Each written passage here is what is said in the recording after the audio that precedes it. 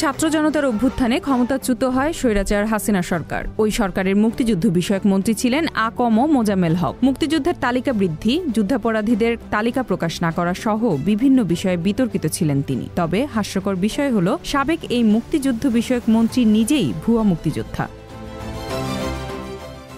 বিতর্কটি শুরু হয় ১৯৯৬ সালে। তখন আওয়ামী লীগ ক্ষমতায় আসার পর মুক্তিযোদ্ধা গ্যাজেট প্রকাশ করে। সেখানে আকম মোজাম্মেল হকের নাম অন্তর্ভুক্ত করা হয়। এ নিয়ে আলোচনা সমালোচনা হয় খোদ জাতীয় সংসদেও। ২০২৩ সালে উচ্চ আদালতে রিট পিটিশন করেন জামুকার সদস্য ও জাতীয় মুক্তিযোদ্ধা ফাউন্ডেশনের মহাসচিব খ.ম. আমির আলী। রিট মামলায় তৎকালীন মন্ত্রিপরিষদ সচিব, মুক্তিযুদ্ধ বিষয়ক মন্ত্রণালয়ের সচিব, জামুকার চেয়ারম্যান, সাবেক মন্ত্রী আকম মোজাম্মেল হক সহ মোট ৭ জনকে আসামি করা হয়।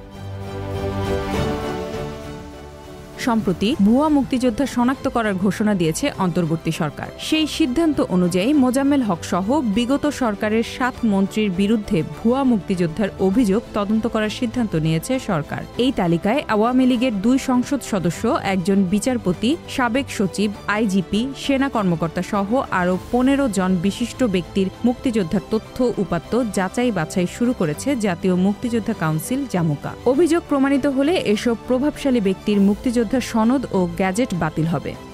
Z news, Dhaka.